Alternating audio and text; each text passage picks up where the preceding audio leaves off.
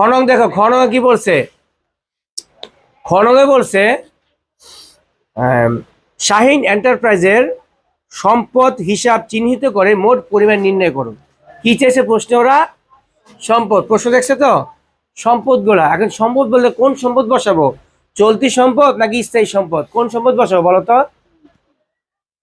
চলতি সম্পদ বসাবো নাকি স্থায়ী সম্পদ বসাবো? এখানে সম্পদ বলছে, তারা কোনো কিছু উল্লেখ করছে? সব সম্পত্তি বসাবো। চলতি সম্পদও হবে, স্থায়ী সম্পদও হবে, মানে যত সম্পদ পাবো সব সম্পদগুলো আমি এখানে বসাবো। যেহেতু তারিখ নেই, তারিখ কিন্তু একটা আছে, তুমি একটা ডিসেম্বর দিলে দিতে পারো। এছাড়া বিবরণ টাকা টাকা, আমি এখানে সব কি করব? সম্পদের পরিমাণ নির্ণয় করব। হেডলাইনটা কি হবে? হেডলাইনটা কি হবে? মোট সম্পদের পরিমাণ যা থাকবে তাই। তাহলে দেখি আমরা কি কি সম্পদ আছে। প্রথমে দেখো আছে আমাদের মূলধন। মূলধন কি সম্পদ? মূলধন কি সম্পদ? মূলধনের সম্পদ, এটা মালিকানা সত্ত্ব বলা হয়। আমি সিরিয়ালের সম্পদগুলো লিখি। দেখো, অগ্রিম ভাড়া দেওয়া আছে। অগ্রিম ভাড়া, অগ্রিম ভাড়া কত টাকা? অগ্রিম ভাড়া হলো 20,000 টাকা। এখন এইটা কিভাবে সম্পদ হয়?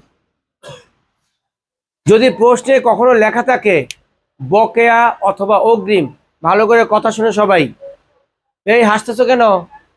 কি আমার খুব সুন্দর লাগতেছে? তা হাসতেছো কেন? আচ্ছা, অগ্রিম এবং কি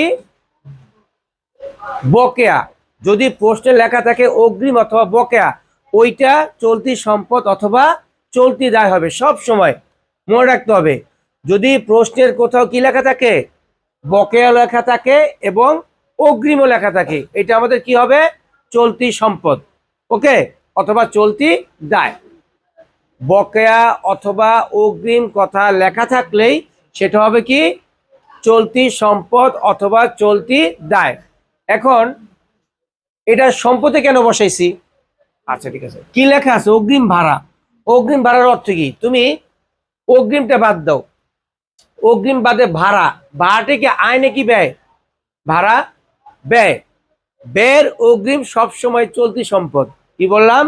ব্যয়ের অগ্রিম সবসময় চলতি সম্পদ, মনে থাকবে। মানে দেখো, তুমি তো না বুঝো যে অগ্রিম আর বকেয়া লেখা আছে, আমি বুঝতেছি না এটা, কারণ অগ্রিম আর বকেয়া মানে কি? চলতি সম্পদ অথবা চলতি যায়। তুমি মনে মনে অগ্রিম বা বকেয়া কথাটা বাদ দিবা। বাদ দিয়ে শুধু কি থাকে? ভাড়া। ভাড়াটি কি আয় নাকি ব্যয় চিন্তা করতে হবে। ভাড়া কি? ব্যয়। তাহলে ব্যয়টা যদি অগ্রিম হয় তাহলে কি হবে? চলতি সম্পদ। ভাড়া, তারপর ধরো বেতন। বেতন কি আয় নাকি ব্যয়? বেতন কি? বেতনও তো ব্যয়। আয় কখন বুঝবা ভাই? ভাড়া প্রাপ্তি, বেতন প্রাপ্তি, মানে প্রাপ্তি কথা তুমি পাইছো কথা লেখা থাকবে। এছাড়া সিঙ্গেল নামগুলোকে তোমাকে কি ব্যয় হিসেবে ধরতে হবে। বুঝতে পারছো? পরিবহন, এই পরিবহনটা কি আয় নাকি ব্যয়? ব্যয়। তাহলে লেখা থাকবে অগ্রিম পরিবহন, তার মানে কি এটা চলতি সম্পদ। যদি লেখা থাকতো বকেয়া, ধরো এটা লেখা আছে বকেয়া ভাড়া। বকেয়া ভাড়া, ভাড়াটা কি? ব্যয়। ভাড়া তো ব্যয়, কিন্তু বকেয়া ভাড়া অর্থ কি? তুমি ভাড়া দিছো নাকি দেও নাই?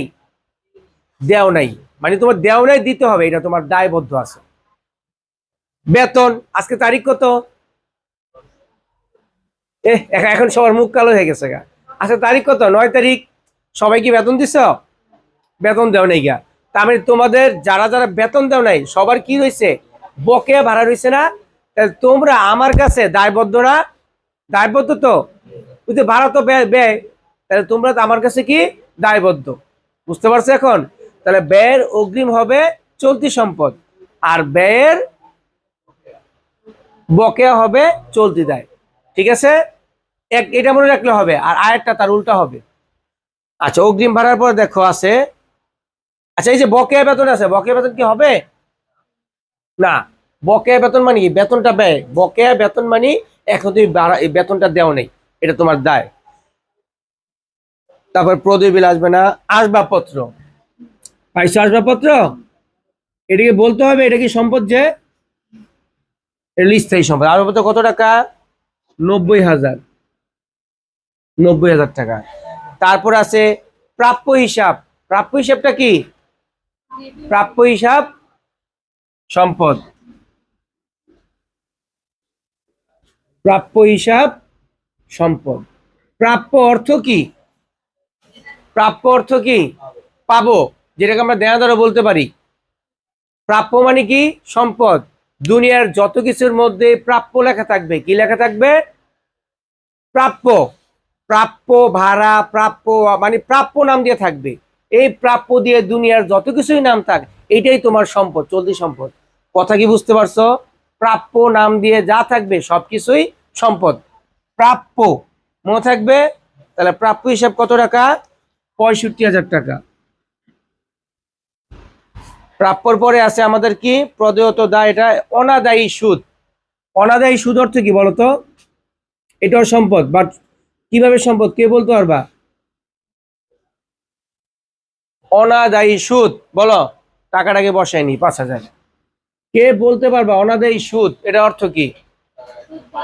অনাদায়ী মানে আদায় হয় নাই, মানে সুদটা আমি আদায় করতে এখনো পারি নাই, এটা আমার সম্পদ। অনাদায়ী মানে আমি আমার এখনো আদায় হয় নাই, মানে এটা আমার সম্পদ। আদায় হয় নাই মানে পাই নাই, এটা হলো আমি প্রাপ্য, মানে এটা আমি পাবো। এখানে অনাদায়ী সুদ কি? আমাদের সম্পদ। ঠিক আছে। চলতি সম্পদ নাকি স্থায়ী সম্পদ? চলতি চলতি সম্পদ নাকি স্থায়ী সম্পদ? চলতি। স্থায়ী সম্পদ কোনগুলা? জিনিসগুলা, বাড়ি ঘর আসবাবপত্র মোবাইল যা আছে, এগুলো সবই কি? চলতি সম্পদ। অনাদায়ী সুদ গেল। যন্ত্রপাতি সম্পদ না? এটা কি বোঝার কিছু আছে? একটা মেশিনের কথা বলছে। যন্ত্রপাতি কত টাকা? 1,20,000। যন্ত্রপাতির পরে আছে ব্যাংক হিসাব। ব্যাংক হিসাব কি? ব্যাংক হিসাব বলতে ব্যাংকে তোমার টাকা পয়সা রয়েছে না, এই টাকাটা কার? আমারই তো নাকি অন্যজনের? ব্যাংক হিসাব মানে ব্যাংকে টাকা রাখছি, এই টাকা কার?